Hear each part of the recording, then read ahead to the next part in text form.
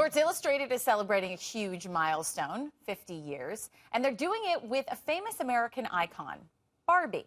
You may have seen the new swimsuit edition cover. It's a classic Barbie in a black and white striped suit, but for a magazine targeted towards men, and whose other anniversary cover sports 3 topless models with their hands on each other's backsides. So we wonder, what message does this send to young women? Do you think it's tacky? Do you think it's tasteful? Here with me to debate is Michelle Yolo, the founder of Princess Free Zone, and joining us via Skype, Jessica Gottlieb, who's a parenting expert and mom blogger. Thank you guys for joining me. I appreciate it. Michelle, I want to start with you. Mattel, completely unapologetic about it, saying this is actually a part of our unapologetic campaign because Barbie has been criticized for being unrealistic and being a bad role model for kids. What was your reaction to seeing this Barbie grace the cover?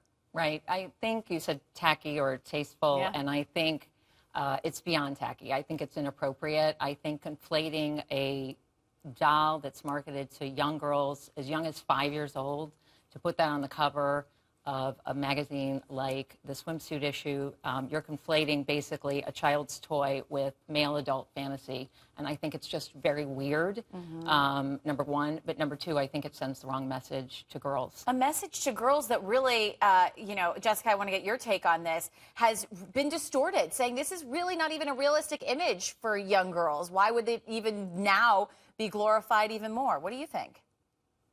I don't think the Barbie's ever meant to be a realistic issue for girls. I think that, very far out on the spectrum, you have folks who would take it as one.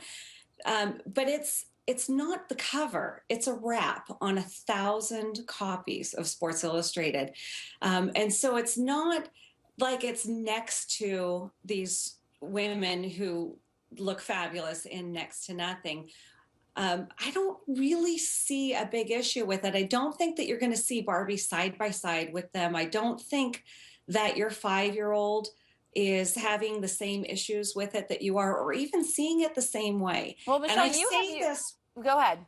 I say this with perspective of having, I'm in possession of a 15-year-old daughter who's kind of like, they don't attach all the meaning to it that we do. They see it as a doll. And they see these women as what they are, women who have won the DNA lotto. We're not going to look like them. It's interesting. Michelle actually brought her daughter here today. Do you think that your daughter would say, not so much?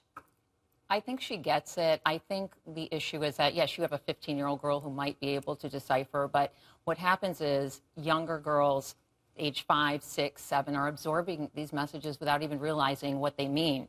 So, of course, they don't understand it fully, but they are absolutely absorbing that idea that girls have to look perfect, that sexualization, that feeling of sexiness. I mean, that cover with those 3 girls is beyond sexy. And to attach it, and Michelle, you're making an interesting point, and Jessica, I'm curious to see what you think, connecting the sexualization with a toy. It's something that's it's reserved for children. Why is it being sexualized?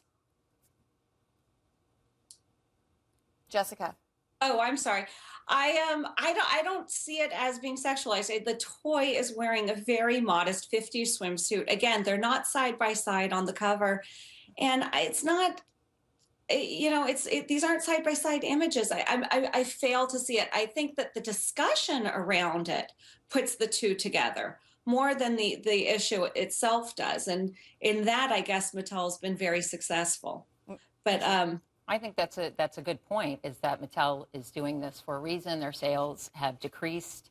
Yes. They're going to sell the Barbie swimsuit issue doll in the stores. So certainly girls are going to know what that is. And somebody recently said, well, you don't have to show it to your daughter. And I said, well, they can see it at the checkout line. At the checkout line. An interesting conversation. Michelle and Jessica, thanks so much for being with us. Thank you.